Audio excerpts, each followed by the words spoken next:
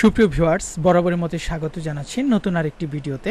আজকের এই ভিডিওতে আমরা আলোচনা করব এইচএসসি বিএমটি একাদশ শ্রেণী 2024 সালের পরীক্ষার্থীদের জন্য কম্পিউটারাইজড অ্যাকাউন্টিং সিস্টেম যে বিষয়টি রয়েছে সেই বিষয়ের শর্ট সিলেবাস নিয়ে আজকের এই ভিডিওতে বিস্তারিত আলোচনা করব। তাই অবশ্যই আপনারা ধৈর্য ধরে সম্পূর্ণ ভিডিওটি দেখার চেষ্টা করবেন এবং এই কম্পিউটারাইজড অ্যাকাউন্টিং সিস্টেমের আজকের যে সিলেবাসটি আলোচনা করব এখান থেকে কিন্তু পরীক্ষাতে প্রশ্ন থাকবে। তাই অবশ্যই আজকের এই ভিডিওটি না টেনে সম্পূর্ণ ভিডিওটি দেখার চেষ্টা করবেন। আর কম্পিউটারাইজড অ্যাকাউন্ট সিস্টেমের উপর কমন উপযোগী সাজেশন পেতে অবশ্যই আমাদের চ্যানেলটিকে সাবস্ক্রাইব করে পাশে আসা বেল আইকনটি বাজিয়ে রাখুন। তো আসুন আমরা আর কথা না বাড়িয়ে সরাসরি চলে যাই মূল ভিডিওতে। তো প্রথমেই যেটি রয়েছে কম্পিউটারাইজড অ্যাকাউন্টিং সিস্টেম 1-এর মডিউল 1 লেনদেন শনাক্তকরণ ও স্প্রেডশিট বা অ্যাকাউন্টিং সফটওয়্যারের সাহায্যে লিপিবদ্ধকরণ। এই মডিউল 1 থেকে আমাদের পড়তে হবে যে তত্ত্বীয় অংশ রয়েছে অধ্যায় 1 লেনদেন শনাক্তকরণ লিপিবদ্ধকরণ এবং উপ অধ্যায় 1.2 এখান থেকে আমাদের পড়তে হবে ব্যবসায়ের লেনদেন বিষয়গুলোর বর্ণনা, যেমন ক্রয় বিক্রয় প্রাপ্তি প্রদান খুচরা নগদ বেতন ইত্যাদির ধারণা বা সংজ্ঞা। এরপর রয়েছে লেনদেন লিপিবদ্ধকরণ। মডিউল 2 থেকে আমাদের কি পড়তে হবে? মডিউল 2 এর আমরা একটু তত্ত্বীয় অংশটি দেখে নেব। মডিউল 2 থেকে আমাদের পড়তে হবে হিসাবের প্রাথমিক বইতে ছকবদ্ধভাবে লিপিবদ্ধকরণ এবং প্রাথমিক দাখিলা প্রস্তুত করার জন্য বিক্রয় চালান, সরবরাহকারী চালান এবং নোটগুলো শ্রেণীকরণ। কম্পিউটারাইজড অ্যাকাউন্টিং পদ্ধতির দ্বারা প্রস্তুতকৃত অ্যাকাউন্টিং নথি এবং ব্যবস্থাপনা রিপোর্টগুলো বর্ণনা এবং অ্যাকাউন্টিং পদ্ধতি এবং ব্যবসায়ের অন্যান্য পদ্ধতির মধ্যে সম্পর্ক। উপ অধ্যায় 2.2 থেকে আমাদের পড়তে হবে প্রাথমিক দাখিলার বই থেকে দুতরফা হিসাব রক্ষণ পদ্ধতি, লেনদেনের প্রক্রিয়াকরণ, স্প্রেডশিট অ্যাকাউন্টিং সফটওয়্যারের সাহায্যে হিসাব সমীকরণ এবং লেনদেনের প্রয়োগ সম্পর্কে ধারণা।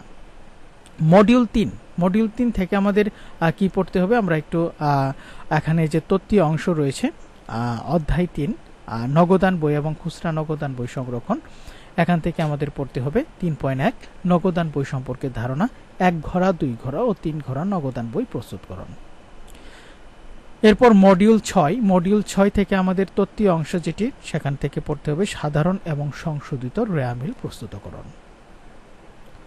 উপ অধ্যায় খতিয়ানের তালিকা তৈরিকরণ, খতিয়ানের ব্যালেন্স ব্যবহার করে প্রাথমিক রেয়ামিল প্রস্তুতকরণ, আর্থিক বিবরণী সম্পর্কে ধারণা। অধ্যায় 6.2 ত্রুটির প্রকারভেদ, দৃশ্যমান অদৃশ্যমান ত্রুটি, দৃশ্যমান অদৃশ্যমান ত্রুটি চিহ্নিতকরণ, দৃশ্যমান অদৃশ্যমান ত্রুটি চিহ্নিত করে জাবেদা সংশোধন সম্পর্কে ধারণা, অনিশ্চিত হিসাব চিহ্নিতকরণ, অনিশ্চিত হিসাব বন্ধকরণ এবং সকল ত্রুটি সংশোধন পূর্বক সংশোধিত রেয়ামিল প্রস্তুতকরণ।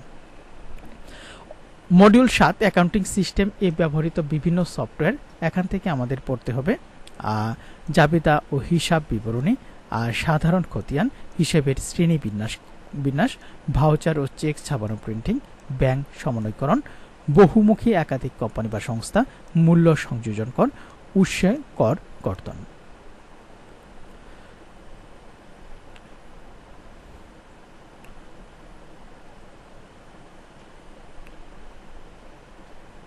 উপ অধ্যায় 7.2 এখান থেকে আমাদের পড়তে হবে ট্যালি সম্পর্কে ধারণা এবং এর প্রয়োগ এবং সামগ্রিক ধাপ বর্ণনা, কুইক বুক সম্পর্কে ধারণা এবং এর প্রয়োগ সামগ্রিক ধাপ বর্ণনা, ওয়েব অ্যাকাউন্টিং সম্পর্কে ধারণা এবং এর প্রয়োগ এবং সামগ্রিক বর্ণনা। তো ক বিভাগ থেকে প্রতিটি অধ্যায় থেকে কমপক্ষে একটি করে সর্বমোট 8টি প্রশ্ন থাকবে এবং সংক্ষিপ্ত প্রশ্ন থাকবে। 4টি প্রশ্নের উত্তর দিতে হবে, প্রতিটি মান হচ্ছে 5 করে, 4 5 20 নাম্বার।